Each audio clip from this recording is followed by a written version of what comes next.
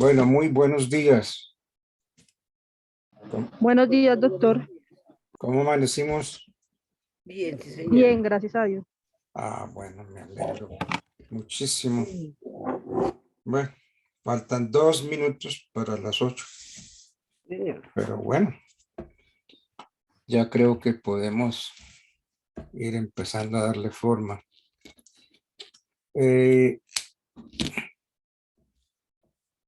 Para que quede constancia, faltan 2 minutos para las 8 del día miércoles 24 de noviembre, ¿ok? Bueno, yo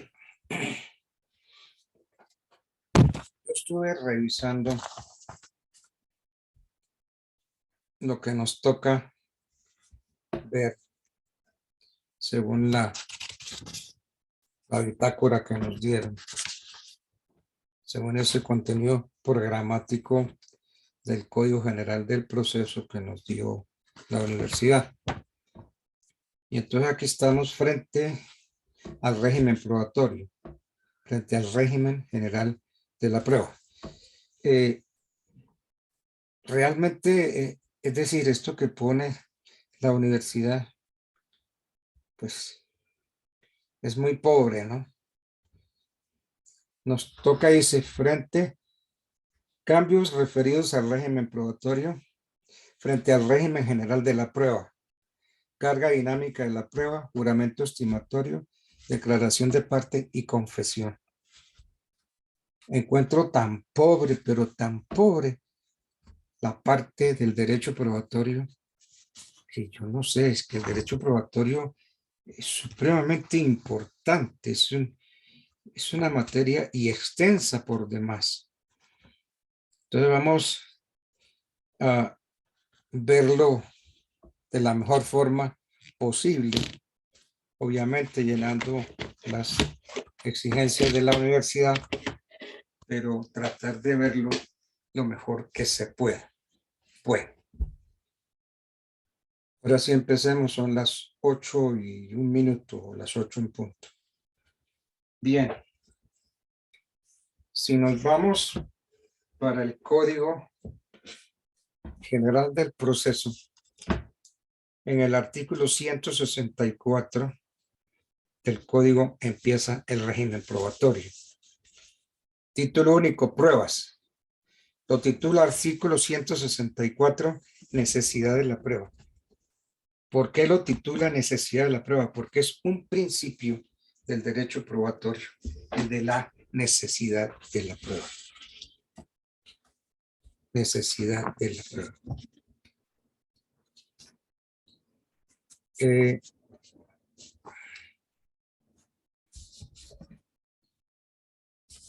El código dice toda decisión judicial,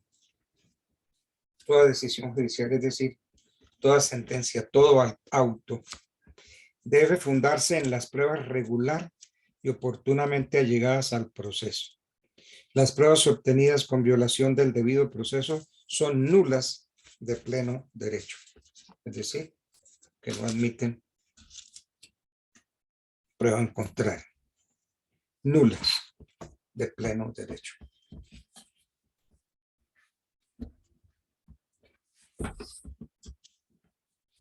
La prueba es necesariamente vital para el proceso, para la demostración de los hechos en el proceso, porque si no, la arbitrariedad reinaría en el proceso. Y al juez le está prohibido basarse en su propia experiencia para dictar sentencias. La experiencia le puede servir para decretar pruebas de oficio y entonces su decisión se basará en pruebas oportunas y legalmente recaudadas. Los grandes procesalistas decían: lo que no está en el mundo del proceso recaudado por los medios probatorios no existe en el mundo para el juez. Lo que no está en el mundo del proceso recaudado por los medios probatorios no existe en el mundo para el juez. Entonces, el principio dice necesidad de la prueba. Entonces, la palabra necesidad que emplea aquí el código, podemos entenderla como todo aquello a lo cual es imposible sustraerse, faltar o resistir.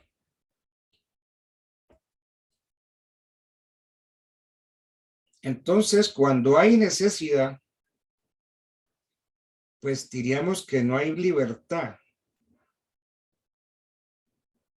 No hay libertad para que el juez decida con base en pruebas y circunstancias que no obran en el proceso, porque lo que no está en el mundo del proceso no existe en el mundo para el juez. Entonces, esta necesidad del principio de la necesidad de la prueba de que habla el artículo 164 tiene sustento en el derecho de contradicción. Ese derecho sería violado si la decisión se tomara con base en pruebas no aportadas al proceso.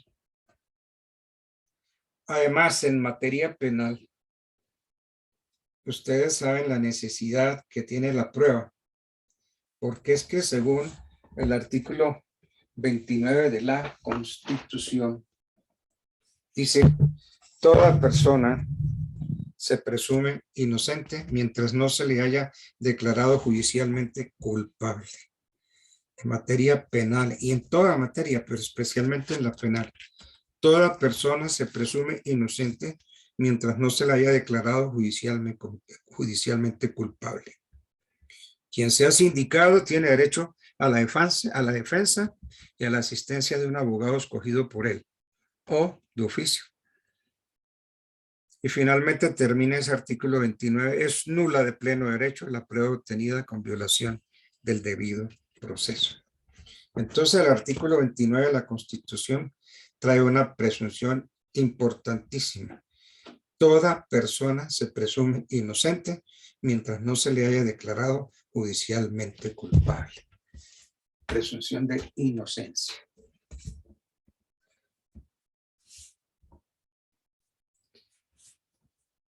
Hay otro principio que reza que dice principio de la comunidad de la prueba. Es que el derecho procesal, el derecho probatorio tiene varios principios. Principio de la necesidad de la prueba es uno. Principio de la comunidad de la prueba o adquisición procesal. Ese es otro de los principios. Principio de la contradicción de la prueba. Principio del empleo de las reglas de la experiencia en la valoración de la prueba y su indicación o señalamiento.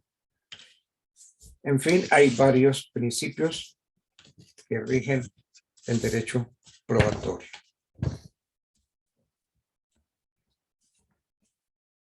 Entonces,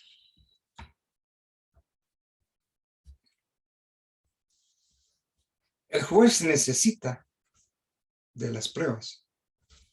La palabra necesidad que emplea el artículo 164.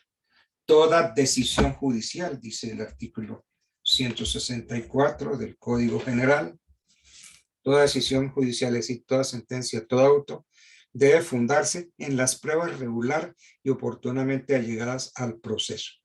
Y las pruebas obtenidas con violación al debido proceso son nulas. Claro que aquí tenemos que hacer una aclaración. Dice el código en el artículo 164, toda decisión judicial. Aunque el artículo 64 alude a toda decisión judicial, es preciso tener en cuenta que hay unos autos que se llaman de trámite. Esos autos no requieren motivación y no requieren fundamento probatorio. ¿Qué dice el 279 sobre este punto? Artículo 279 del Código. 279 del Código General. Formalidades. Salvo los autos que se limiten a disponer un trámite, las providencias serán motivadas de manera breve y precisa. Entonces, los autos que se limiten a disponer un trámite no necesitan de ninguna motivación. Entonces, estos autos son meros autos de mero trámite. No requieren motivación, no requieren un fundamento probatorio. ¿Por qué? Porque ordenan algo, pero no necesariamente hay que fundamentarlo. No requieren una motivación de conformidad con el artículo 279. Necesidad de la prueba, un principio consagrado en el artículo 164. El artículo 165. El artículo 165 del Código General dice medios de prueba. Son medios de prueba la declaración de parte, la confesión, el juramento, que hay que aclararlo, el juramento estimatorio, el testimonio de terceros, el dictamen pericial, la inspección judicial, los documentos, los indicios, los informes y cualesquiera otros medios que sean útiles para la formación del convencimiento del juez. Entonces, el artículo 165 del Código General lo titula medios de prueba. Este artículo dice que los medios son confesión, juramento, testimonio, dictamen, inspección judicial, documentos, indicios. Este artículo 165 contempla la libertad de medios probatorios, pues aunque el artículo menciona unos medios de prueba, como son la confesión, el juramento, el testimonio de terceros, el dictamen pericial, la inspección judicial, los documentos, los indicios, los informes. Incluye también una cláusula abierta para permitir el empleo de cualquier otro medio. Dice la parte central del artículo 165. Son medios de prueba la declaración de parte, los documentos, los informes y cualesquiera otros medios que sean útiles para la formación del convencimiento del juez. Entonces, el artículo no es taxativo. No quiere decir que los únicos medios de prueba sean los que aparecen en el 165, es decir, declaración de parte, confesión, juramento, testimonio de terceros, dictamen pericial, la inspección judicial, los documentos, los indicios, sino que mete cualesquiera otros medios. Entonces, esta es una cláusula abierta para permitir el empleo de cualesquiera otros medios, a condición de que sean útiles para la formación del convencimiento del juez, porque así lo dice, los informes y cualesquiera otros medios que sean útiles para la formación del convencimiento del juez, dice el 165.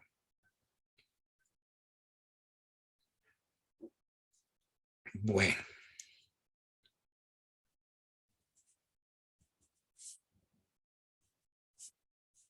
Y respecto de los medios de prueba no regulados expresamente en el código,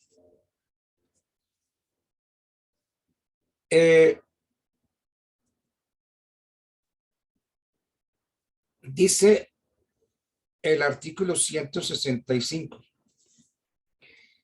El juez practicará las pruebas no previstas en este código de acuerdo con las disposiciones que regulen medios semejantes. Medios semejantes. O según su prudente juicio, preservando los principios y garantías constitucionales. Entonces, respecto de los medios de prueba que no están regulados en el artículo 165,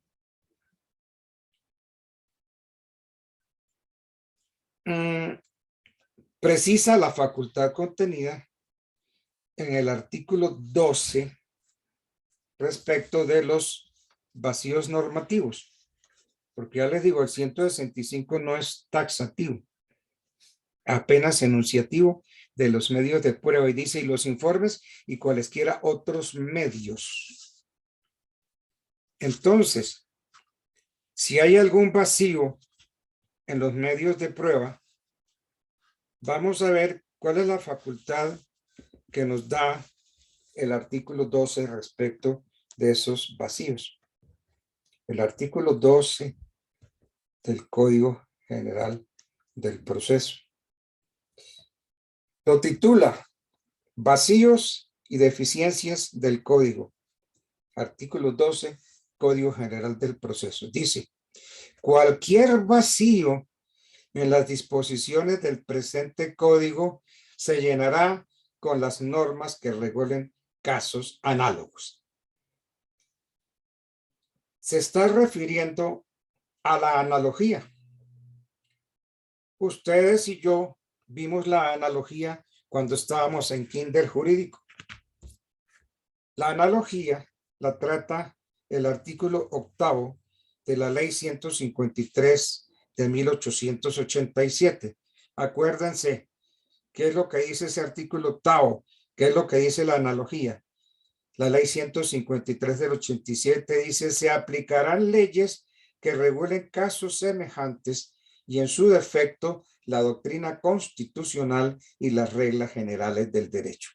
Entonces, en materia probatoria, repito, los medios de prueba del 165 no son los únicos. Hay otros, dice, y cualesquiera otros medios que sean útiles para la formación del convencimiento.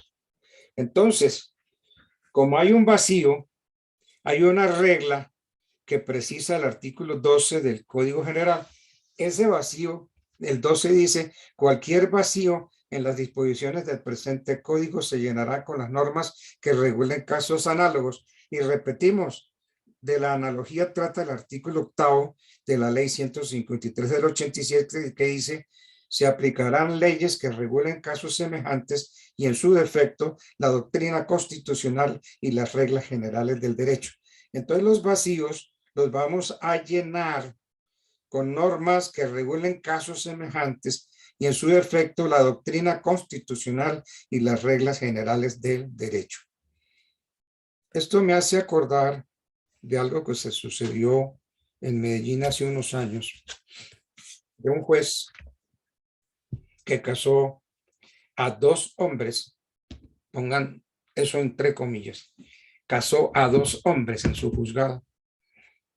Y entonces dijeron, pero ¿cómo que casa usted a dos hombres?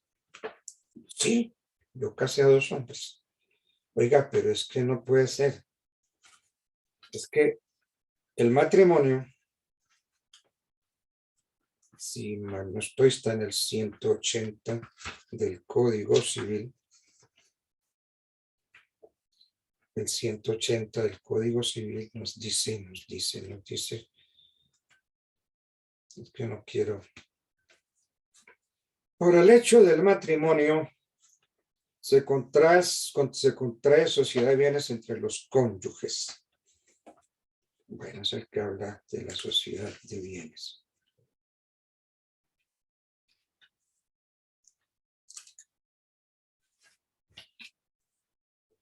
Vamos a ver.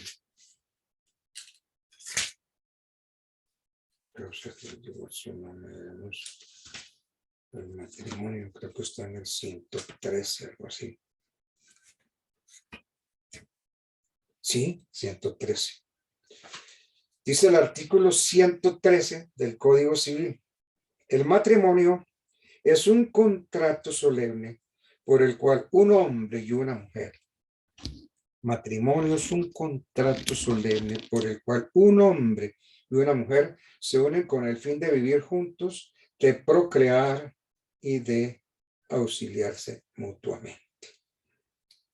Entonces, Este juez de Medellín casó a 2 hombres, pónganme eso en comillas. Y entonces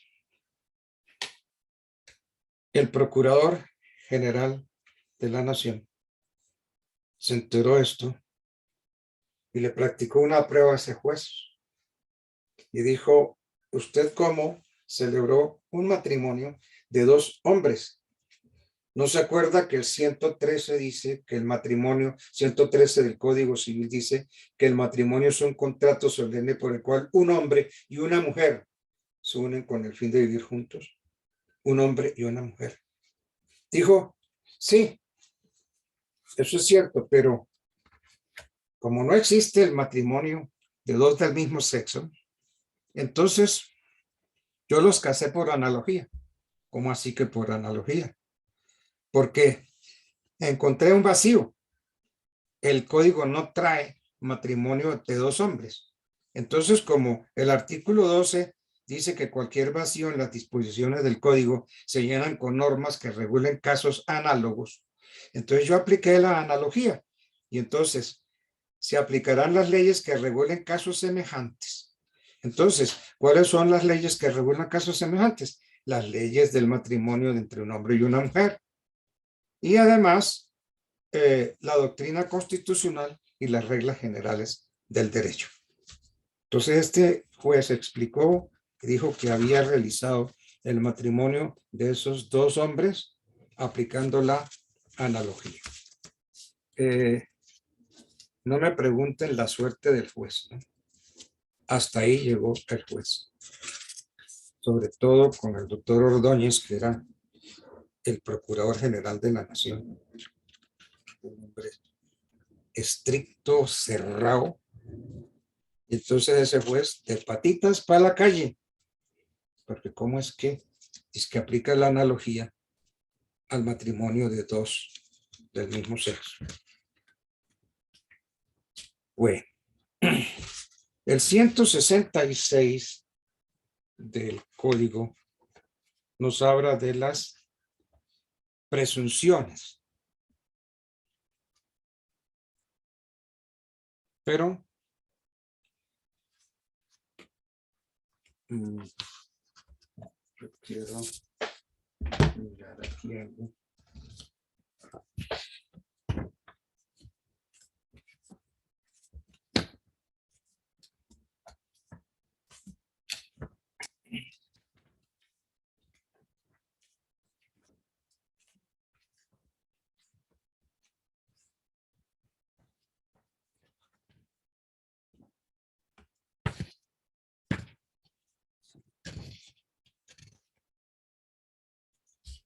Sí.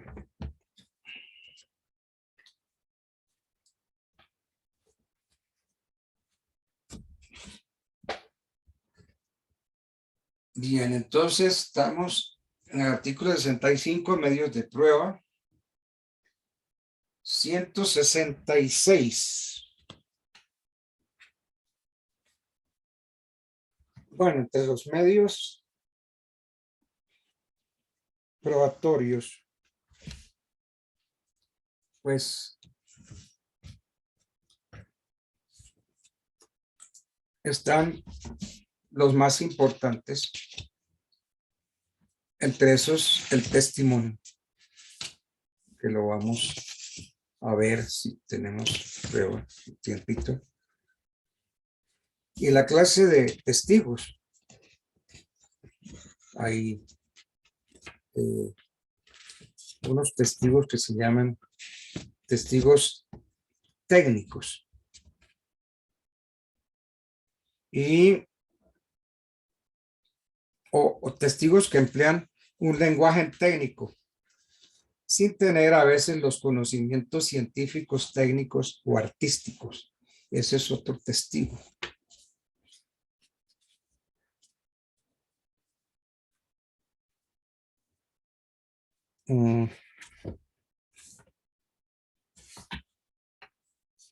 Metámonos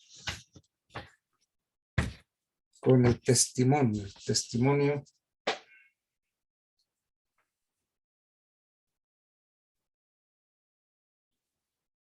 testimonio. Sí. Uno de los medios de prueba en el que están en el 165 dice los medios de pruebas, la declaración de parte, la confesión, el juramento, el testimonio de terceros. El testimonio, que es una de las pruebas más utilizadas en los procesos. Se llevan testigos, testimonio. Es un medio de prueba que consiste en el relato que un tercero le hace al juez sobre el conocimiento que tiene sobre un hecho en particular. La persona que rinde el testimonio debe ser una persona física, o sea, que tiene capacidad para recibir hechos, acontecimientos. Por eso es que la persona jurídica no puede ser testigo. Los representantes, personas jurídicas, los representantes de las personas, esas sí pueden ser llamadas a rendir testimonios, pero en sí, la persona jurídica no. El testimonio, pues es un medio de prueba que consiste en la declaración representativa que una persona que no es parte en el proceso, porque el testigo no es parte en el proceso, hace a un juez con fines procesales sobre lo que dice saber respecto de un hecho particular.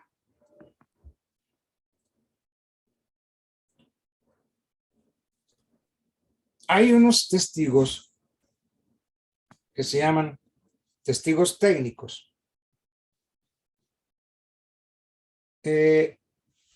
¿Cómo podemos definir al testigo técnico?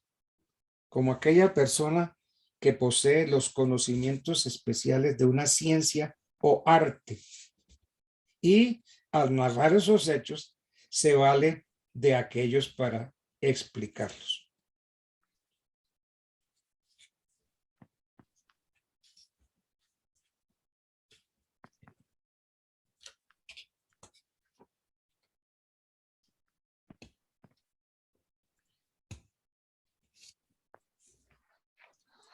Entonces el testigo técnico pues sabe de una ciencia.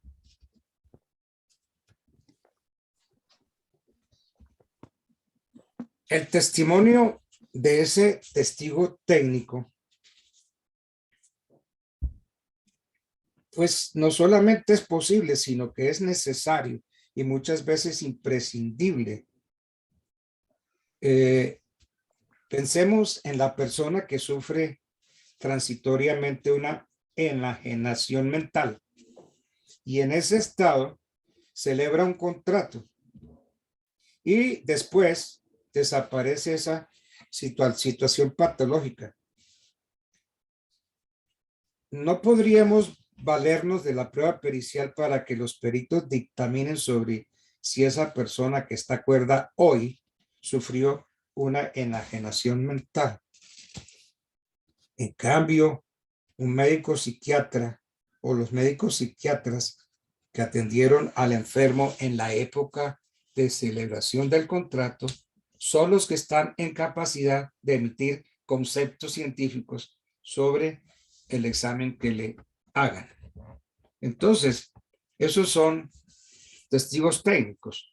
Los médicos son testigos técnicos. Pueden narrar los hechos que les consten, las deducciones que sacaron.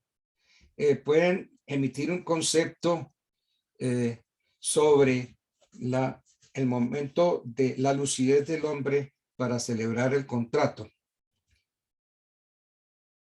En fin, emplean un lenguaje técnico porque están de acuerdo, están de conformidad con el lenguaje que utiliza el médico.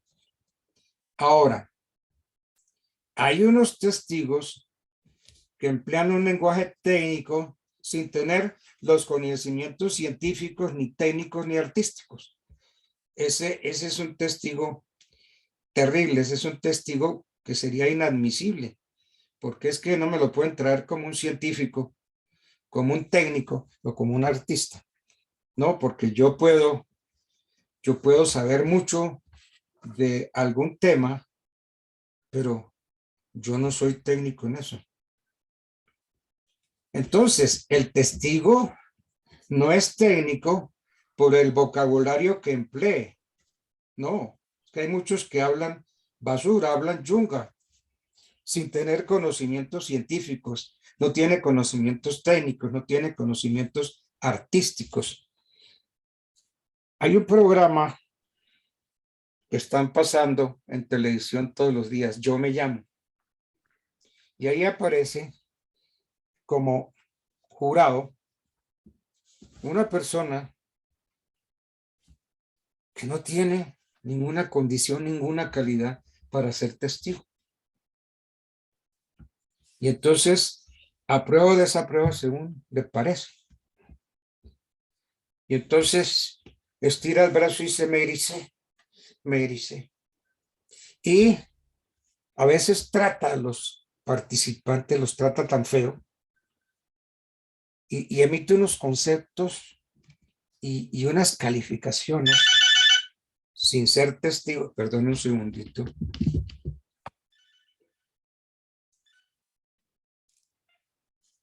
Un momentico, aló. ¿Aló?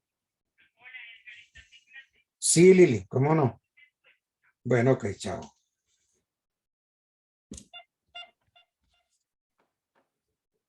Entonces, esta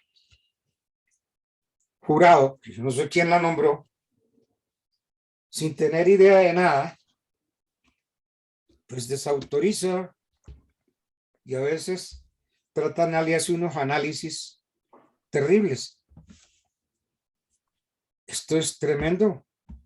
Ella no es técnica en nada. No tiene conocimientos científicos de nada. Bueno, hay otra diferencia que yo quiero recalcar en esta parte del derecho probatorio. Una cosa es perito y otra cosa es testigo. Yo me puse a pensar anoche, ¿qué diferencias hay entre el perito y el testigo? Yo diría que las principales diferencias serían las siguientes. El testigo aporta al proceso su percepción individual, mientras que el perito aporta su saber no individual, porque la opinión que emite debe sustentarse o basarse en las adquisiciones de la ciencia, de la técnica o del arte. Eso sería el testigo y el perito. El testigo de referencia, o que se llama testigo de oídas, ese testigo es de escaso valor. El perito que sabe lo que otros han descubierto es de gran valor, con la condición de que emita su propia experiencia, su propia opinión. Los acontecimientos procesales determinan que una persona sea testigo o no y que haya de tener una relación histórica con el asunto de que se trata, de tal manera que es necesario, por no poder ser reemplazado para el descubrimiento de la verdad. El perito es fungible en el sentido de que está a disposición del juez y de que éste lo selecciona a discreción. Porque al juez no le interesa, al escoger los peritos, es saber si tienen los conocimientos. Es dicho, al juez lo que le interesa es saber si el perito tiene el conocimiento o no. Por eso es que lo escoge. Es improcedente que un testimonio verse únicamente sobre el conocimiento que el testigo tiene de principios abstractos. Es improcedente que un testimonio verse únicamente sobre el conocimiento que el testigo tiene de principios abstractos. En cambio, el perito sí puede cumplir suficientemente su tarea emitiendo conceptos de esta índole sin relacionarlos. El testigo declara sobre hechos pasados o presentes que percibió antes del proceso. En cambio, el perito lo hace sobre hechos pasados, presentes o futuros, es decir, informa de lo percibido durante el proceso en virtud de ese encargo judicial. El testigo narra hechos. Por excepción, puede formular conceptos técnicos o científicos limitados a la aclaración de sus percepciones cuando es un testigo técnico. El perito emite siempre juicios de valor que pueden ser de cualquier naturaleza, excepto los puramente jurídicos. Y sobre el testimonio, pues, deber de testimoniar, el deber de comparecer al proceso como testigo, etcétera, etcétera.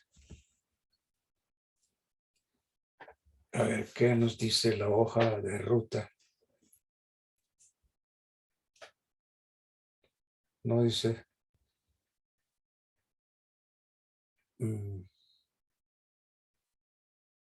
Carga dinámica de la prueba.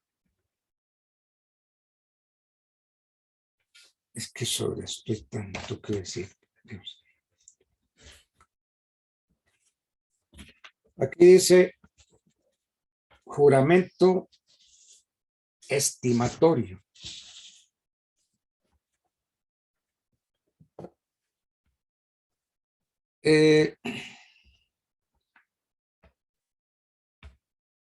El que pretenda, hablando del juramento,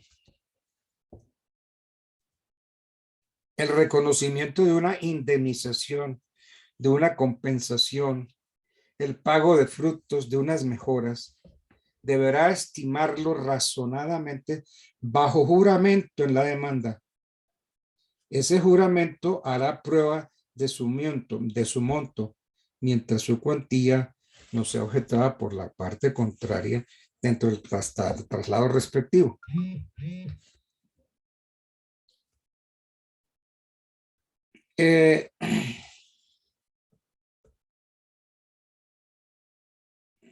Yo diría que sobre el juramento podemos sacar unas conclusiones, que es un deber que quien reclama cualquiera de los conceptos indicados en la norma los debe estimar bajo la gravedad del juramento. Entonces, si se hace en la demanda, en ella se debe hacer la estimación indicada, o si se lo hace en la contestación de la demanda. El deber de estimar las consecuencias económicas, si ella es exagerada, obliga a las partes a ser sensatas cuando hagan este tipo de estimación. Además, pueden acompañar la prueba pericial que les permite tener un respaldo de la seriedad de la estimación. Ahora, la otra parte puede objetar la liquidación y puede solicitar que se cite al perito que rindió el dictamen para ser interrogado o presentar otro dictamen. El juez también puede citar al perito para ser interrogados en la audiencia. En virtud del principio de la igualdad, la lealtad, la buena fe en el proceso, la parte contra la cual se presenta la liquidación, esa parte la puede objetar dentro del traslado respectivo, pero tiene que hacerlo de una forma razonada. Y cuando se habla en forma razonada, cuando se dice en forma razonada, es porque está en condiciones de explicar por qué objeta. ¿Por qué? Cuando simplemente se objete sin razonar, sencillamente no hubo objeción y de esa conducta se deben deducir consecuencias. Bueno.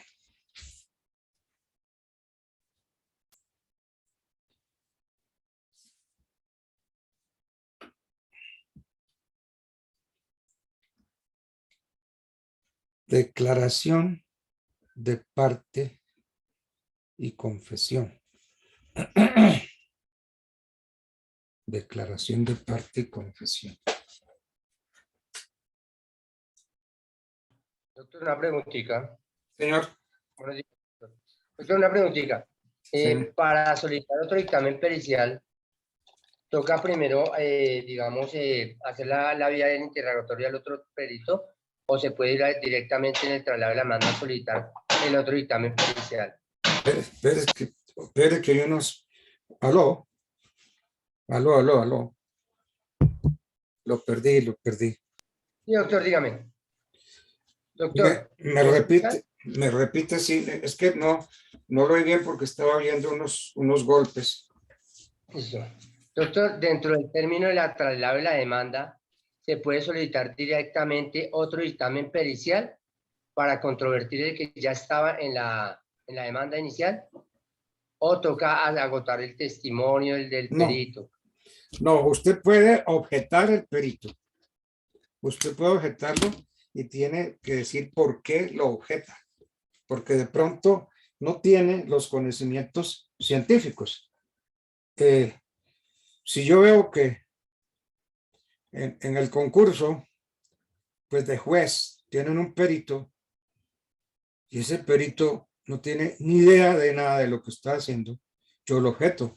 Digo, señor juez, yo quiero ver cuáles son los títulos que tiene este perito para aceptarlo. Yo objeto ese perito. Entonces usted puede pedir que se nombre uno nuevo y que usted lo paga. Usted pagaría ese peritazgo.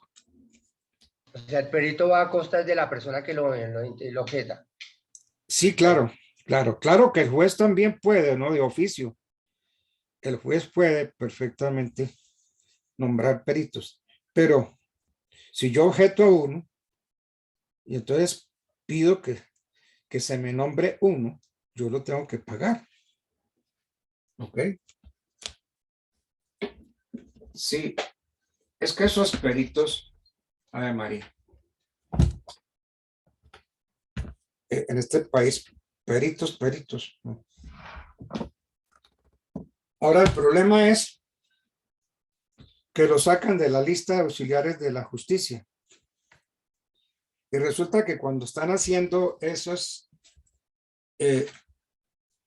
listas, van y los interesados y se hacen anotar, mira, anotarme ahí como perito para esto, anotarme como para esto y para esto. Y entonces, pues, yo recuerdo alguna vez que me designaron un traductor, un perito, y pues modestia aparte, yo hablo 3 idiomas. Y cuando ese traductor empezó a hablarme en inglés, dije, mi amigo, ¿usted qué está traduciendo? Usted no tiene ni idea de lo que está traduciendo. Si es que yo soy traductor, yo hablo 3 idiomas. Cuénteme qué idiomas hablo. Yo hablo inglés, francés e italiano. Dije, qué bueno, yo me defiendo en todos esos idiomas. Hablemos en inglés, hablemos en italiano. Óigame, no pudo. Entonces yo llamé al juez y lo objeté. Le dije, mire, le estoy hablando a ese señor en inglés, en francés y en italiano. Y ese señor, mírelo, dígale que me hable, que hable conmigo en italiano. Y no pudo. Entonces esto pasa porque cuando la lista de los auxiliares, entonces incluyeme ahí, méteme ahí. Eso se estaba haciendo con una irresponsabilidad, pero tremenda, ¿no? Tremenda. Bueno, digamos aquí en el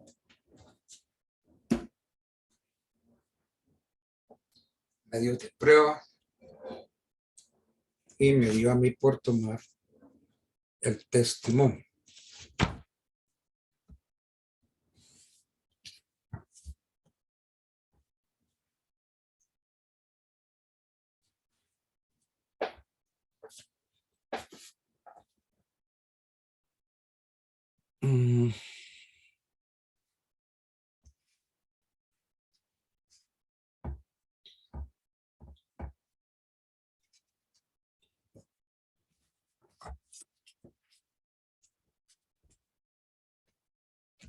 Dentro del testimonio hay, dentro de las pruebas hay una muy importante, que es el interrogatorio a las partes.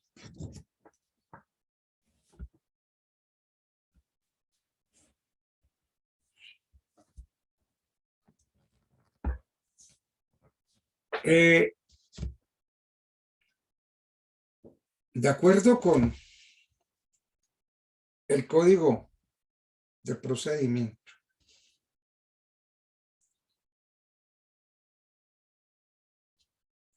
se puede hacer cualquier clase de preguntas,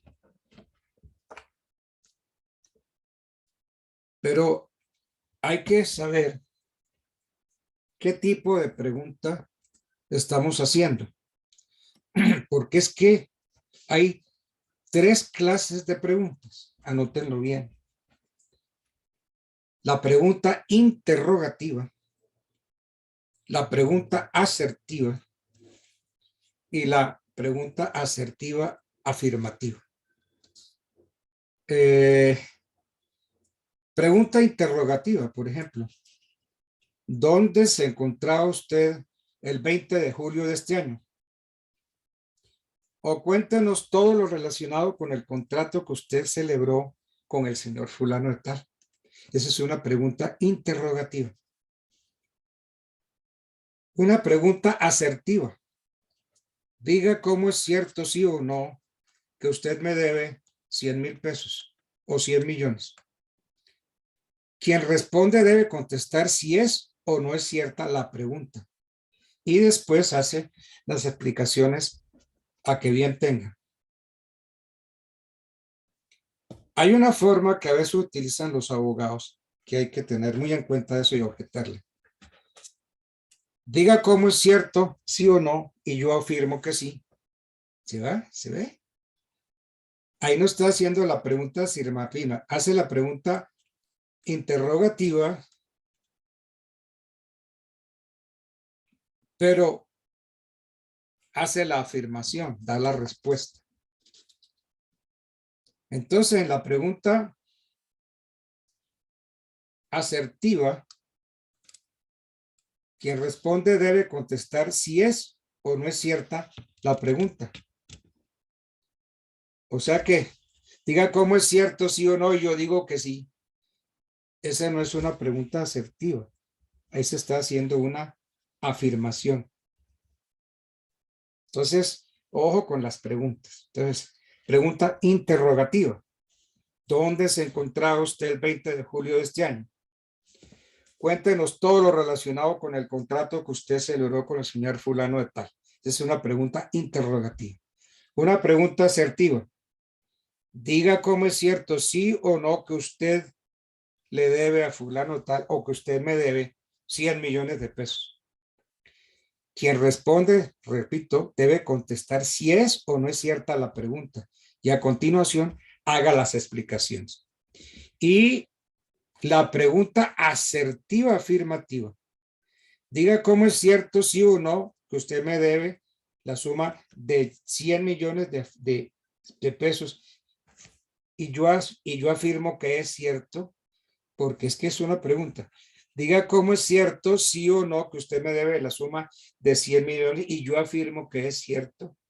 Es una pregunta asertiva. Entonces, la importancia de la pregunta, sobre todo la pregunta interrogativa, consiste en permitirle a quien interroga elaborar las preguntas subsiguientes con base en la respuesta que dé el interrogado.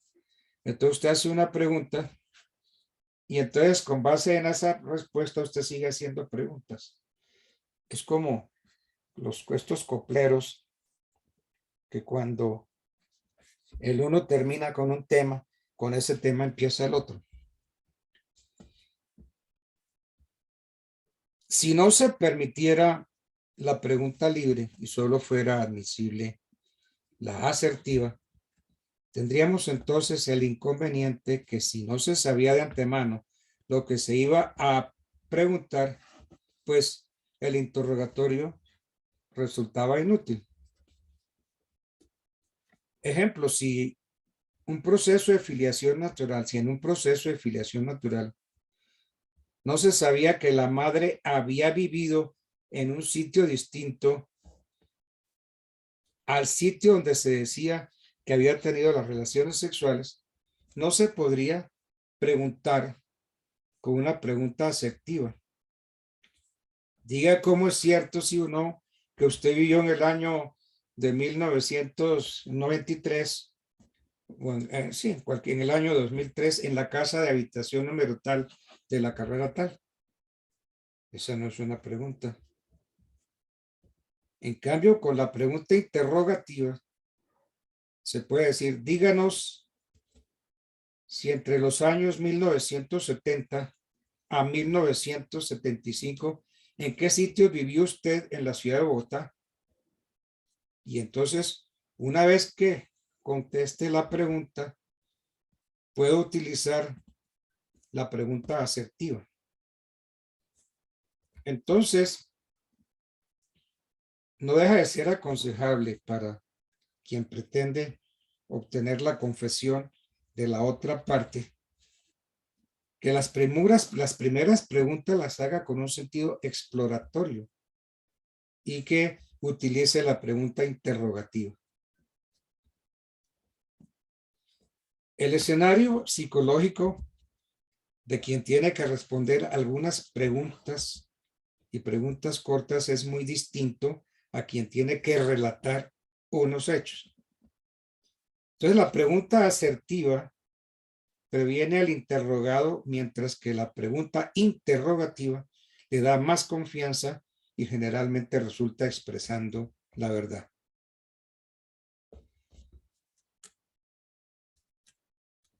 La pregunta asertiva, por la disyuntiva en que coloca a la parte, la alerta que algo grave va a sucederle si responde en uno u en otro sentido. Entonces, va preparada para tomar las precauciones tendientes a no perjudicar el supuesto despacho de sus pretensiones o sus excepciones. En fin, realmente ¿será el interrogatorio un medio de prueba? Yo creo que no. Es simplemente un método, un instrumento para provocar la confesión de la otra parte. Lo que sí es medio de prueba es la confesión que se utiliza al interrogatorio. El número de preguntas generalmente llega hasta 20.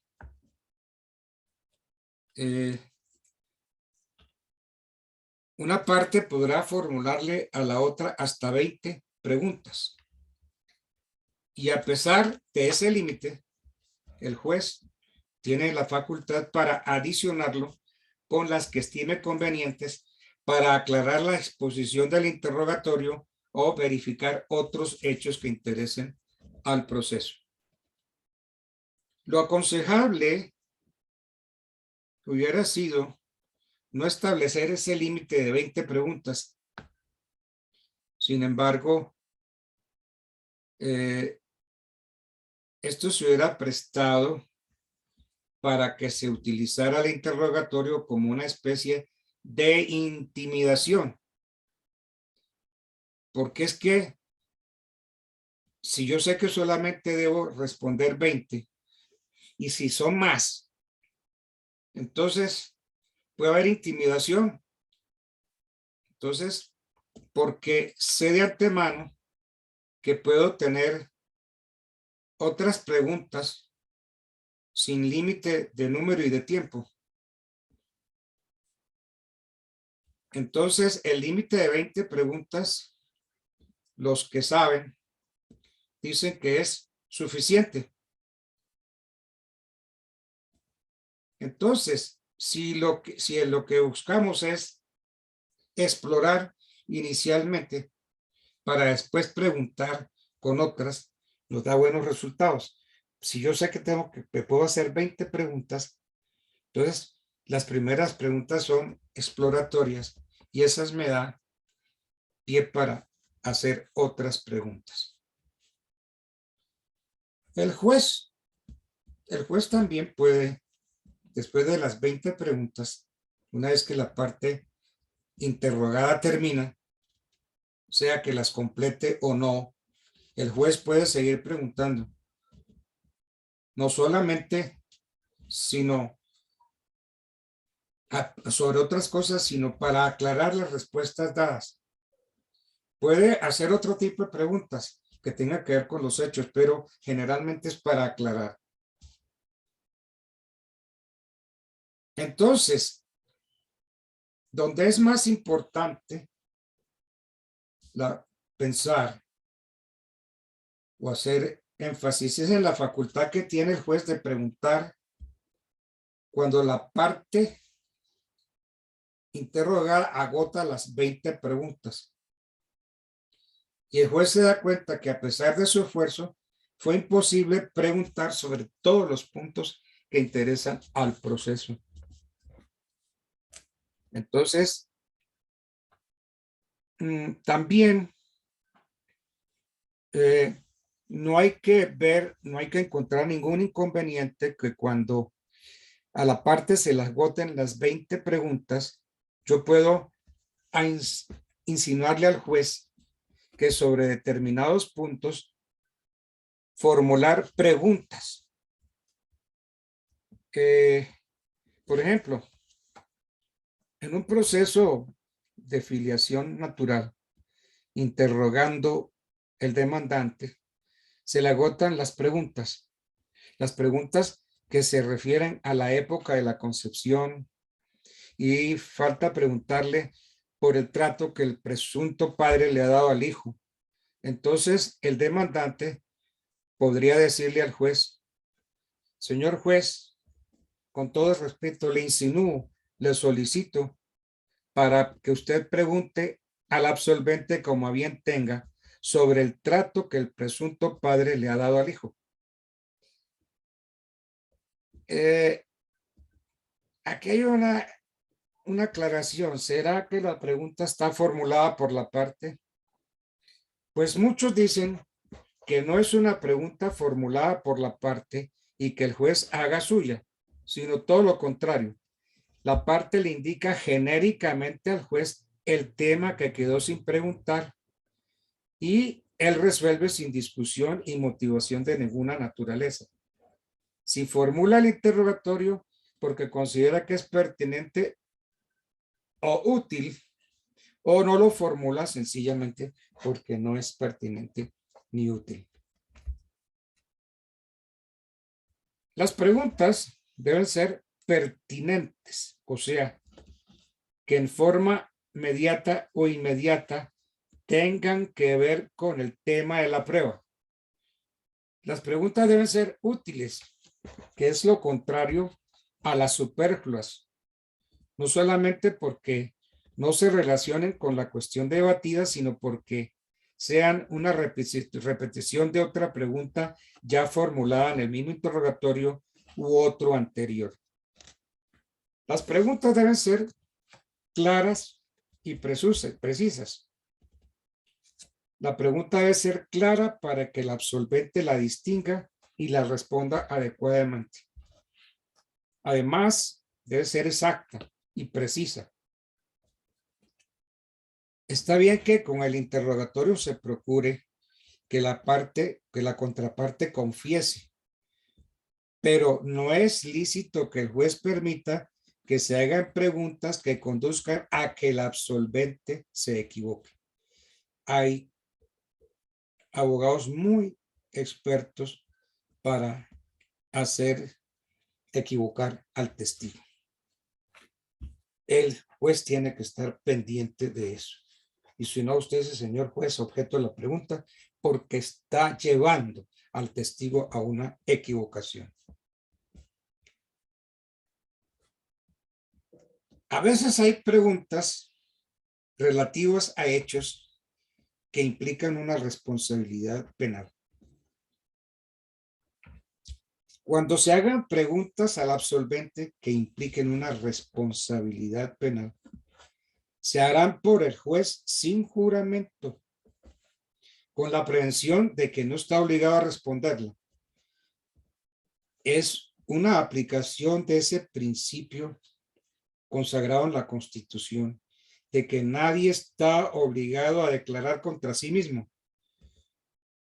Cuando se interroga a una persona sobre su participación en un hecho delictivo, yo no estoy obligado a declarar a mí mismo. Entonces, si me están interrogando sobre mi participación en un hecho delictivo, yo puedo decir, señor juez, yo no estoy obligado a declarar contra mí mismo. ¿Por qué? Porque esto me implicaría una responsabilidad penal. Entonces, por eso es que cuando se pregunta sin juramento, sin la gravedad ni apremio del juramento. Ahora, cada pregunta debe referirse a un solo hecho. Las preguntas deben ser claras y precisas, pero, ojo, se refieren a un solo hecho, porque referirse a varios les resta claridad y precisión. Esta exigencia se debe cumplir estrictamente en las preguntas llamadas asertivas o asertivas afirmativas, porque en la pregunta interrogativa, sobre todo lo que exhorta al absolvente a hablar sobre un determinado hecho, no se puede cumplir con la exigencia anterior. Cuando la pregunta contenga varios hechos, el juez debe dividirla, de modo que la respuesta se dé por separado en relación con cada uno de los hechos, y la división se tendrá en cuenta para los efectos del límite señalado en las 20 preguntas.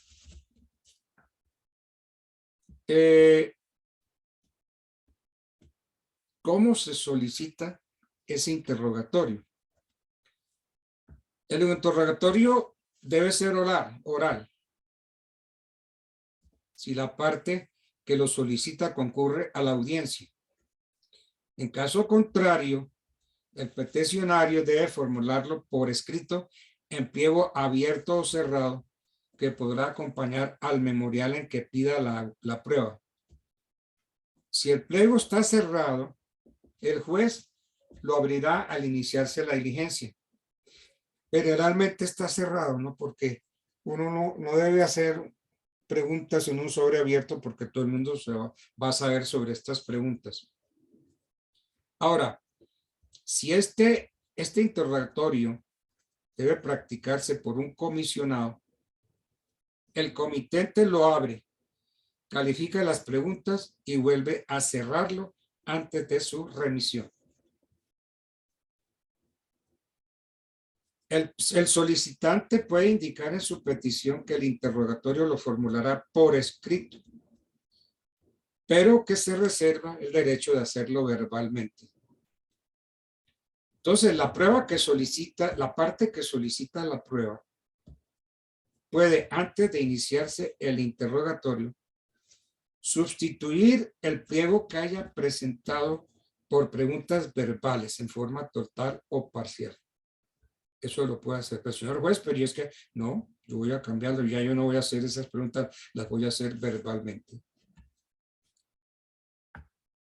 Cuando se afirma que se formulará por escrito, el escrito que contiene las preguntas puede presentarse antes de la fecha señalada para el interrogatorio.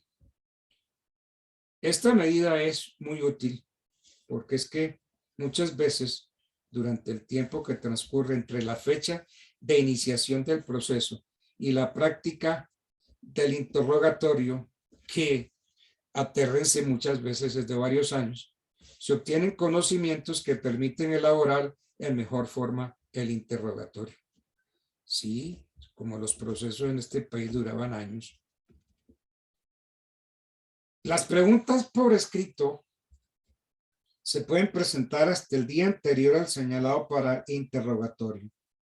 Si se anuncia que el interrogatorio será escrito, pero el pliego de preguntas no se allega ni siquiera el día anterior al interrogatorio, quien va a interrogar puede comparecer a la diligencia y hacer las preguntas en forma verbal. Sí, yo anuncié que iba a presentar por escrito, pero no, voy a hacerlas en forma verbal. Es válido. El pliego de preguntas puede sustituirse en forma total o parcialmente con preguntas verbales. Entonces, y si es frente a un interrogatorio inicialmente presentado por escrito, con mayor razón podrán elaborarse preguntas verbales.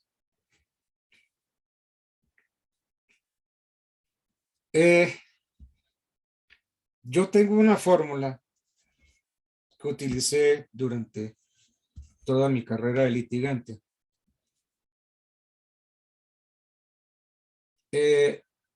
Decir lo siguiente: señor juez, sírvase decretar el interrogatorio de mi contraparte, el cual formularé por escrito en sobre cerrado abierto, que presentaré antes de la fecha que usted señale para tal audiencia, reservándome el derecho de formularlo verbalmente en forma total o parcial, aún en el supuesto caso en que no se presente el interrogatorio escrito antes de la fecha señalada. Esa era mi fórmula. Sírvase, señor juez, decretar el interrogatorio de mi contraparte, el cual formularé por escrito en sobre cerrado o abierto, que presentaré antes de la fecha que usted señale para tal audiencia, reservándome el derecho de formularlo verbalmente en forma total o parcial, aún en el supuesto caso en que no se presente el interrogatorio escrito antes de la fecha señalada. Si la persona solicita el interrogatorio verbalmente, podrá antes de la audiencia presentar en sobre cerrado abierto para que se formulen las preguntas contenidas en el sobre. Yo creo que sí. No podría argumentarse la violación de ningún derecho ni del debido proceso, pues para el absolvente es indiferente la forma de expresión que se utilice al formular las preguntas. El Código de Procedimiento Civil decía: el interrogatorio será oral si la parte que lo solicita concurre a la audiencia. Luego, si no concurre la parte que pretende interrogar, se formulará el interrogatorio de conformidad con lo escrito que haya presentado, en sobre, en pliego abierto o cerrado.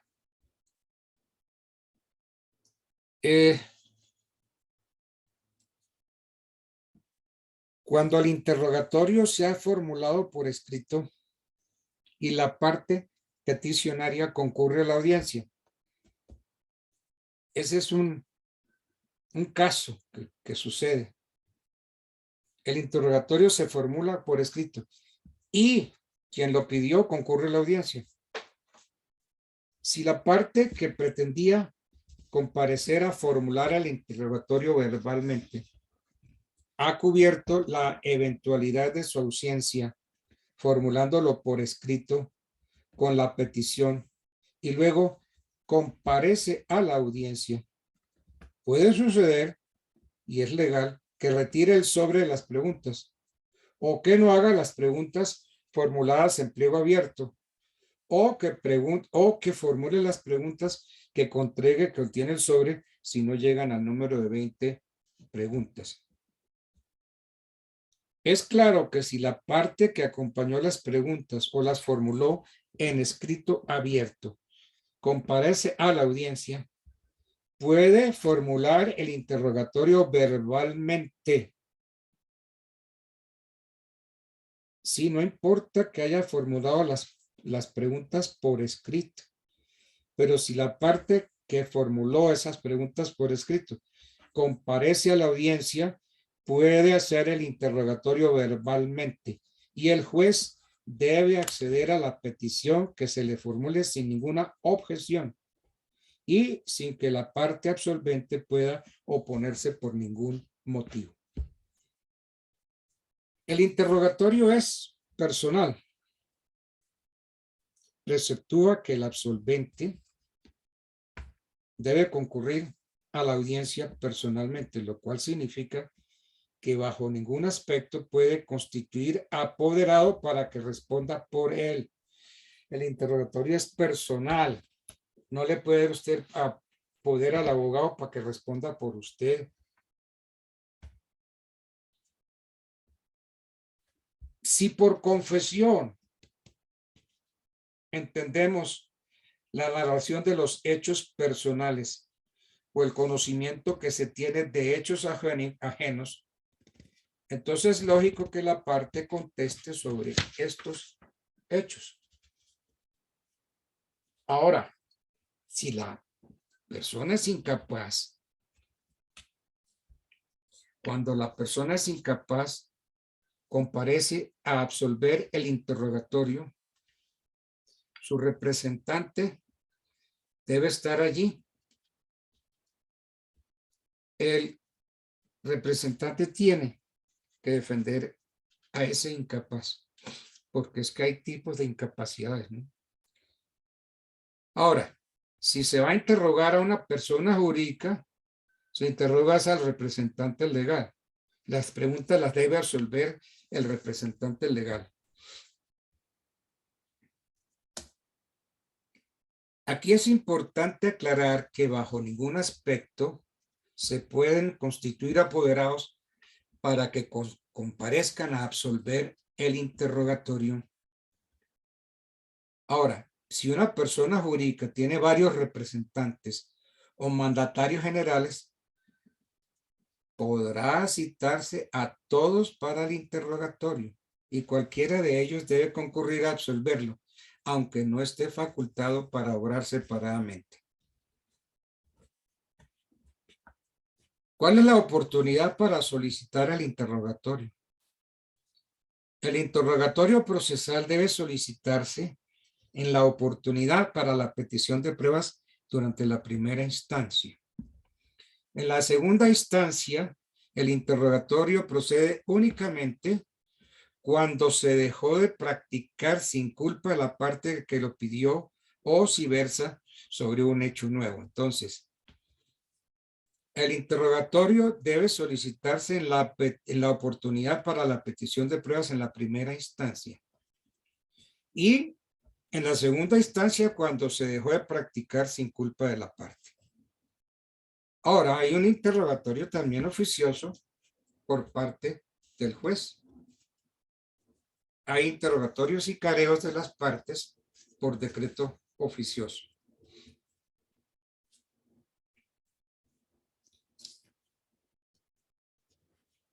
El careo es una forma de interrogatorio oficioso del juez. El juez puede decretar de oficio careo de las partes entre sí y dentro de las oportunidades que señala el código. Es innegable la importancia que tiene el careo. La importancia que tiene que el careo se decrete y se practique entre las partes. Si en el proceso no se ha practicado interrogatorio a las partes, el juez puede decretar el careo y practicarlo, tomando como base los hechos de la demanda y la contestación de la demanda. Procediendo el juez inicialmente a solicitarle a cada una de las partes que explique su versión sobre los hechos en el mismo orden en que se expusieron en el proceso, es decir, el hecho primero, el hecho segundo, etc. Y entonces primero participa o habla el demandante, después el demandado y después los terceros que hayan adquirido calidad de parte. Este sistema tiene la ventaja que le permite al juez tomar el relato de las partes o tomar del relato los elementos de juicio para formular las preguntas posteriores que el juez quiera hacer. Si ya hay un interrogatorio suelto, sea por una de las partes o por todas, el juez puede tomar los puntos de desacuerdo para elaborar las preguntas a las partes que están haciendo el careo. Pero de todas maneras, es aconsejable que inicialmente le solicite que cuenten los hechos desde su punto de vista, ya que con este numeral y con el que tome las preguntas, podrá elaborar mejor las preguntas oficiosas. En fin, puede haber interrogatorio.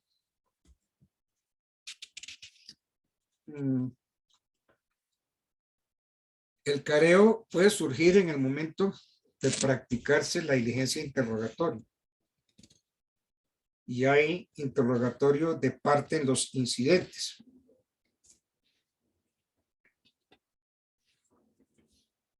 Bueno. ¿Qué otros aspectos?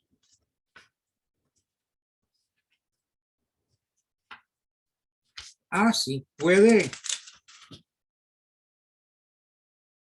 El testigo consultar documentos o papeles para responder la pregunta. Sí, cuando el interrogado expresa que para responder esa pregunta necesita consultar documentos u otros papeles o informarse del hecho con otra persona, el juez accederá si lo considera razonable y suspende la pregunta.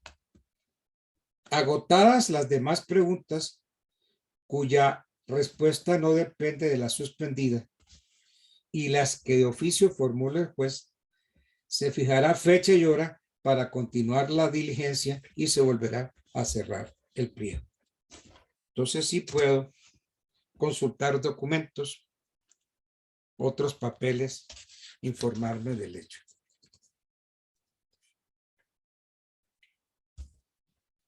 Bueno, pues que esta parte procesal es tremenda.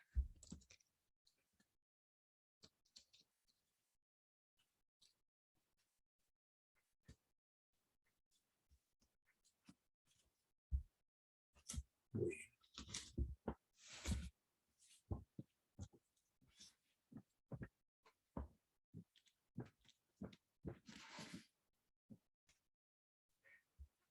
Miremos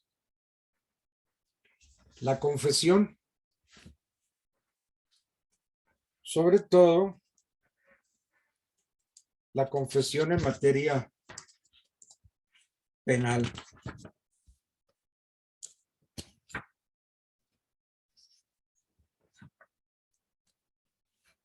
Porque hay confesión en materia civil. Como el tema dice declaración de parte, confesión. Pues la confesión es penal y la confesión es civil.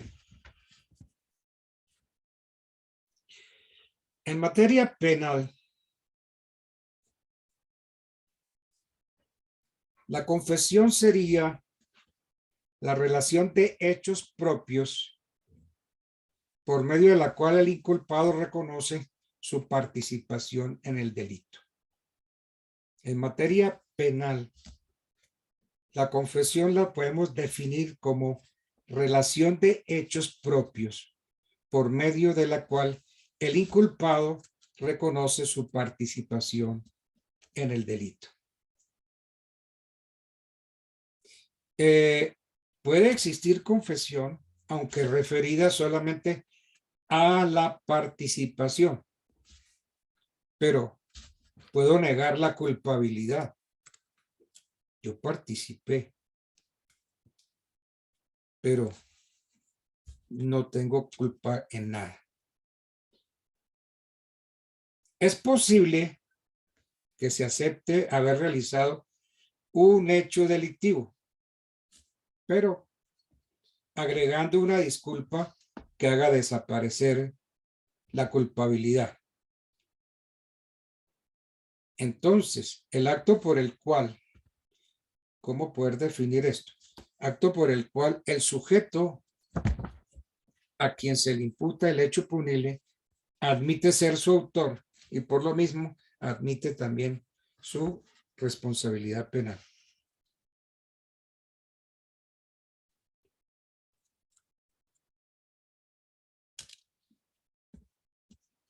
Pues es que el código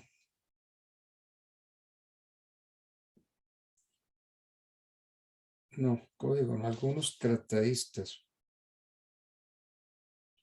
definen eso, la confesión, como el acto por el cual el sujeto a quien se le imputa el hecho punible admite ser su autor y por lo mismo admite también su responsabilidad penal.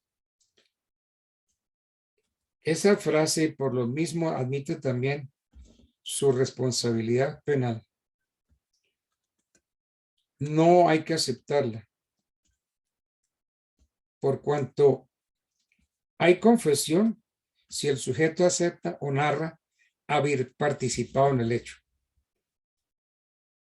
aunque se disculpe con el fin de hacer desaparecer su culpabilidad.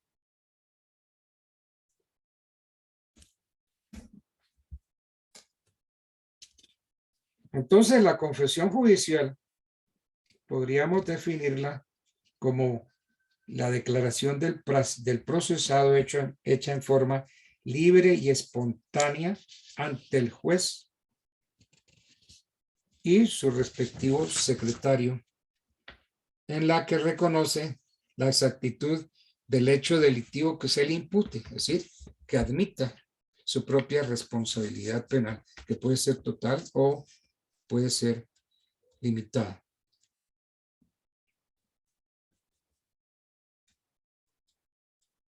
Por ejemplo, quien ejerce el oficio de enfermera es acusada de haber causado el aborto a X, quien falleció. Y resulta que la enfermera argumenta que ignoraba que la que falleció estuviera embarazada y que ignoraba que estuviera embarazada cuando le colocó la sonda.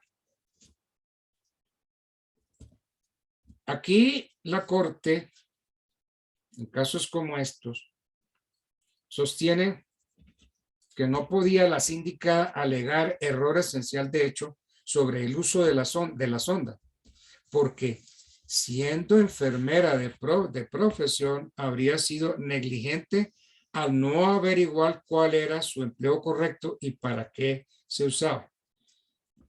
Tampoco puede aceptarse que procedió por ignorancia invencible, precisamente porque su oficio era el de comadrona y tal circunstancia implicaba conocimiento práctico sobre el proceso de gestación, el parto y el llamado puerperio.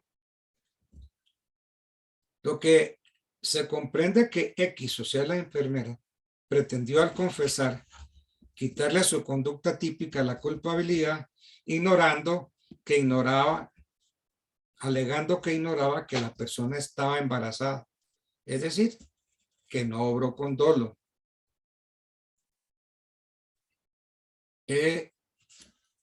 No se le puede creer lo anotado y debe ser condenada por el delito de aborto, que sabemos que es una conducta delictiva. Y ahorita la cantidad de mujeres que están pidiendo el aborto y la Corte está revisando las causales por las cuales se acepta el aborto en Colombia. Están pidiendo que desaparezcan esas causales cuando hay justificación del aborto y que se permita a la mujer abortar en cualquier momento de su embarazo. O sea, que pueda abortar a los 9 meses, cuando ya es la criatura que está formada.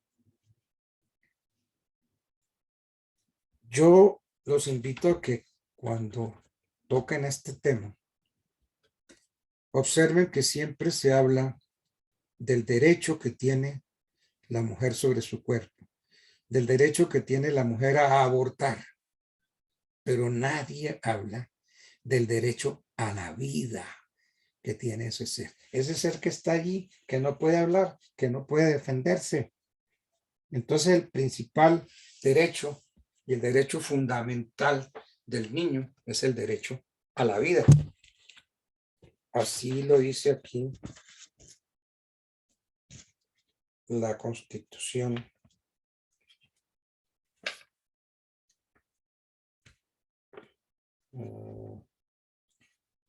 Artículo 44 de la Constitución. Son derechos fundamentales de los niños la vida, la integridad física. Entonces, son derechos prevalentes sobre los derechos de los demás. Entonces, todo el mundo está pendiente de lo que dice la mujer, que el derecho a mi cuerpo, que el derecho a abortar. Pero nadie habla ni nadie defiende a esa criatura que no se puede defender porque no puede hablar. Resulta que el derecho fundamental del niño, el principal derecho fundamental del niño es la vida y su integridad física. Y además, la Constitución dice que esos derechos prevalecen sobre los derechos de la madre. Los derechos de los niños prevalecen sobre los derechos de los demás. Entonces, ese derecho a la vida, a la integridad física, es un derecho prevalente. Y es que cuando se practican el aborto, se lo practican de muchas maneras. Yo no quiero acordarme de algo que nos hicieron ver a los defensores de familia. Yo fui defensor de familia. Algo que me pareció a mí horroroso, de ver cómo se introduce en el útero de la mujer unos instrumentos con los cuales se corta, se destroza al niño. Y ver cómo el niño ve el instrumento y se repliega el niño contra las paredes del útero para eludir, para defenderse. Y sin embargo lo destroza, lo corta y luego lo saca una aspiradora. Yo no sé, eso es terrible, terrible. Nos olvidamos que el derecho a la vida es un derecho fundamental del niño, pero no solamente el derecho a la vida, el derecho a la integridad física. El derecho del niño tiene derecho a su integridad física en el útero de la mujer. Y todos esos derechos de los niños son prevalentes. Los derechos de los niños prevalecen sobre cualquier derecho que alegue la madre. No nos olvidemos de que defender a esos niños el artículo 44, son derechos fundamentales de los niños, la vida, la integridad física, y que los derechos de los niños son prevalentes, todo de conformidad con el artículo 44 de la Constitución. Sí, te oigo tu pregunta. Profe, es que, bueno, entro nuevamente en discusión con lo que presenta la Corte, y es que tocas de la definición de niño, y este se entiende desde la separación, toca remontarnos desde el punto civil, que indica que este se considera persona desde la separación del vientre, o sea, cuando se corta el cordón umbilical y toma una bocanada de aire, o sea, que sí puede subsistir por sí solo. Desde ese momento sí se cuentan como derechos. Ya es otro, A ya lo ver, otro a ver, contexto. aclaremos ese sofisma de distracción. Usted me está diciendo palabras más, palabras menos, que se es persona cuando se corta el cordón umbilical. Eso es lo que usted me está diciendo, ¿cierto? Se es persona Sí, señor, cuando, es uno de los argumentos que tiene la Corte para... cuando se corta el cordón umbilical. Pero es que yo me refiero no a la persona, mi derecho es a la vida. Y es que hay vida intrauterina. Y entonces la vida es un derecho fundamental que tiene ese ser que está ahí, porque es que hay vida. No hay vida como persona porque todavía no es persona, porque eso es lo malo de las definiciones. ¿Cuándo se es persona? Cuando se corta el cordón umbilical y sobrevive siquiera un instante. Ese es el criterio viejo, un criterio anquilosado que tiene la Corte. Se es persona. No, pero es que yo no estoy defendiendo la vida porque se es persona, no. Yo estoy defendiendo la vida intrauterina. Sí, profe, allá voy. Entonces, discúlpenme, qué pena. Entonces, para considerar una vida intrauterina, se tiene que desde el concepto, esto ya es un concepto muy médico, porque pues para esto entra la medicina a determinar. Señor, Y sí. entonces, esto se empieza a determinar desde el tercer mes, que hay un desarrollo ya en desarrollo donde se logra evidenciar que efectivamente es una... Hay vida, hay una criatura ahí. Porque anterior a esto, realmente lo que son células cumpliendo su papel, que es formar una estructura. Sí, Pues en el tiempo desde el cigoto y demás. Pero sí. desde el tercer mes podríamos hablar de vida. Sin embargo, pues aquí viene la discusión que tiene presente la Corte. Y es que si bien es cierto es vida, esto atenta contra el mismo desarrollo de la persona, de la mujer. Entonces, aquí vendría siendo, hay que tener en cuenta, es de lo que desea la mujer, no es de un aspecto social, porque pues la sociedad tiene muchos conceptos, sino desde un aspecto personal, porque quien le están permitiendo que le realicen dicha acción es la mujer, Sí. más no la sociedad. Entonces, eso es un punto fundamental para venir a decir que, bueno, que la defensa de los niños, niñas y demás.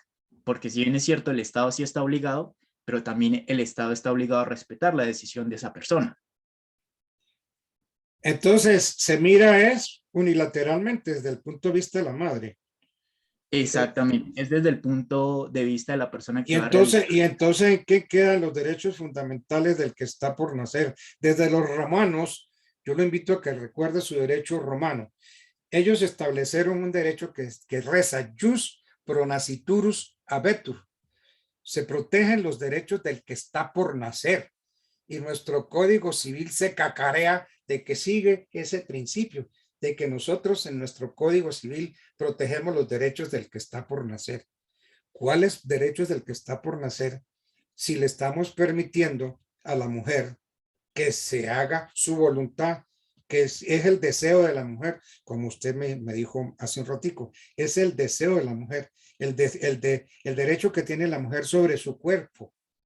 Un momentico, pero es que esto de que es que esto es como una parte más, un miembro más de mi cuerpo, como si fuera un brazo o una pierna, y yo tengo derecho a cortarme el brazo. No, no, no, es que ahí no hay brazo, ahí lo que hay es vida, una vida. Y entonces, ¿en qué quedan los derechos fundamentales de los niños? el 44 de la Constitución es muy clarito, dice los derechos fundamentales. Lo que pasa es que dice de los niños. Y entonces ya nos metimos en un problema, porque cuando es niño, ¿sí? Niño es el que nace, se le corta el cordón umbilical y sobrevive un instante. Entonces, sí, entonces aquí la Constitución diría solamente sobre ese hay un derecho a la vida, ¿no? Cuando se es niño, entonces tiene derecho a la vida, a la integridad física. Y se ignora la vida intrauterina. Entonces, yo como mujer tengo derecho a acabar con la vida de ese ser que llevo en mi vientre. Entonces la Corte dice que el aborto es viable en 3 casos. ¿Pero qué? No le estamos... Pero en estos casos es cuando se atenta directamente contra la vida de la mujer, otros Sí. por el mal desarrollo del embrión y otros Exacto. es producto de una acción penal. Sin embargo, pues la Constitución también promueve lo que es el desarrollo, el libre desarrollo de su personalidad. Y entonces aquí es donde la Constitución viene a decidir si realmente el libre desarrollo de la personalidad, indicándose directamente la persona que va a realizar el acto, está por encima de un concepto ya más científico, porque para esto tendríamos que irnos nuevamente al concepto científico, Sí, que señor. dice que considera embrión desde tal punto hasta tal fecha, y de resto se considera ya como un gestante y demás. Entonces, ese es el punto que tiene la Corte. Sin embargo, pues su merced mencionaba el Código Romano. También es cierto que en la antigua Roma, aquellas personas que nacían con discapacidades eran Sí. asesinadas Sí, o eran botadas. el padre tenía derecho a matarlos. Exactamente, entonces es algo contrario desde la historia, porque si, entonces si tenemos el derecho de asesinarlo si nace enfermo, ¿por qué Sí, no tenemos el mismo derecho de poderlo hacer? No desde un punto de asesinato, porque pues para determinar si asesinato tiene que considerarse persona desde el aspecto penal, sí. entonces no se podría decir que es un homicidio como tal. Es que el derecho romano hablaba de que esos niños que tenían defectos eran monstruos y que el padre tenía derecho de acabar con ese monstruo y tenía el derecho de matarlo. Incluso había un sitio donde se hacía todo eso que se llamaba el Transtiberio, y allá entonces le daban muerte a los monstruos, que era un derecho que tenía el padre de matar al monstruo. Pero terrible, terrible esa concepción. Pero viniéndonos al caso actual, pues los 3 casos que habla la Corte en que es viable el aborto, pues yo aceptaría los 2 primeros, el último, el de que es producto de una violación. ¿Qué culpa tiene el niño de haber sido engendrado en una violación? Violaron a la madre, pues tiene el derecho la madre de acabar con la vida de ese hijo. No, hay otra fórmula. Tenga el hijo y regálelo al Instituto Colombiano de Bienestar Familiar, pero no le niegue la vida, no le quite la vida a ese ser. Pero es que qué pena interrumpirle en ese contexto. Ahí tendríamos que ver también el contexto psicológico de la madre, porque una violación no es algo que se disfrute desde el punto penal. Entonces tendríamos que ver la afectación psicológica que se le hace a la persona y Sí, todo lo que transcurre estos 9 meses dicha afectación. Porque si bien es cierto, una solución que plantean muchos, téngalo, que el Estado se encargue de él, pero sí, ¿dónde queda la seguridad psicológica de esa persona? Porque no es solo parir por parir, es porque ese niño ya viene con un aspecto de rechazo por parte de la madre. sí, Y entonces ahí tendríamos que ver también la responsabilidad, porque si nace ese niño y se le da directamente al Instituto Colombiano del Bienestar Familiar, el sí. padre violador también tendría derecho por paternidad a él, porque es fruto de él. Entonces es un Bueno, concepto. pero entonces inicia su proceso de paternidad y reconozca al hijo. Así de fácil. Pero si no ahí lo... sería algo ambiguo porque si es producto de un delito, la persona obviamente estaría en la cárcel, porque pues acá las violaciones Sí, están contempladas penalmente y no de es acuerdo. algo de 1 año a 5 años. Sí, Y tampoco pero debe garantizar. el hecho de que yo sea procesado por violación no me impide en ningún momento reconocer ese hijo. Así de sencillo. Es que el problema se está mirando desde el punto de vista de la mujer y se ignora por completo los derechos de esa criatura. Y entonces, sí, miren, yo tuve un caso en Medellín siendo defensor de familia y eso fue el definitivo para yo retirarme y no volver a ser más nunca en mi vida defensor de familia. Al Instituto Colombiano de Bienestar llegó una niña con un bebé de 1 mes de nacido. Y entonces vengo a entregar a este niño en adopción, vengo a regalar el niño en adopción. Entonces una de las, o la pieza más importante que usted como defensor de familia, usted tiene que sentar a esa persona y tómele una declaración. Porque si no lo hace, después a usted lo pueden denunciar penalmente. Siéntese aquí, mija, y cuénteme todo y diga por qué quiere dar el niño en adopción. Resulta, doctores, que yo soy estudiante de psicología de 6º semestre y yo soy chocuana, mis padres viven en Chocó, yo vivo con 5 o 6 compañeras, compartimos apartamento y gastos y salí embarazada y yo no puedo tener ese niño. Óigame, pero mire que usted no sería la única madre soltera. Usted puede ser soltera, tener niño y seguir estudiando. No. Es que no puedo. Es que nosotras compartimos todo. Los fines de semana nos vamos de rumba todas, festeamos, paseamos. Y sí, no, yo no puedo.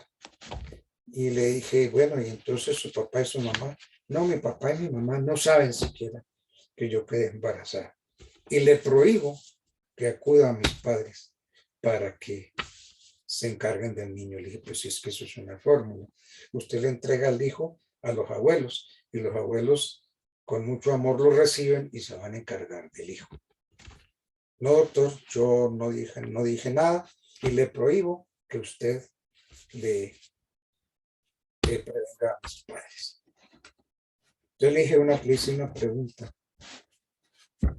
Definitivamente, tú traes al niño aquí al instituto y lo vas a regalar porque el niño te estorba, ¿cierto? Dijo, sí, el niño me estorba. Miren esa respuesta. Ay, me dio una rabia terrible. Como una madre dice que su niño le estorba. Yo confieso que me porté mal porque traté a esa niña, la traté mal.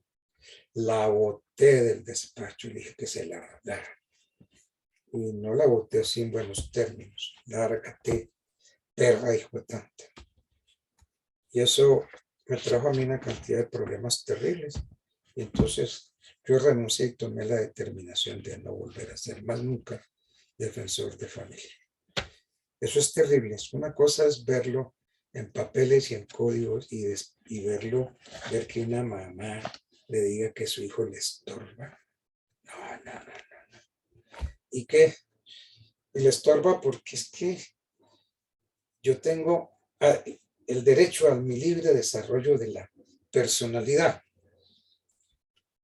Yo era profesor de la Universidad de Medellín y yo fui profesor como unos 15, 16 años, hasta que nombraron un decano, cuyo papá era magistrado de la Corte Constitucional. Y alguna vez ese señor presidente de la Corte Constitucional llegó a Medellín a dictar una conferencia.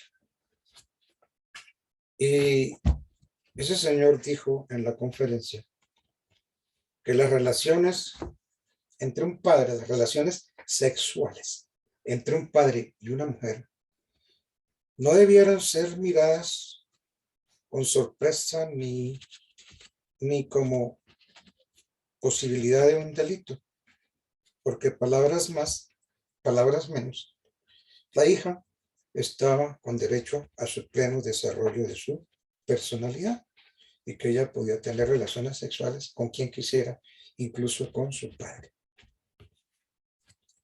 Yo me levanté y le dije, yo no había oído, me dio la conferencia, yo no había oído nunca en mi vida semejante atrocidad y asquerosidad.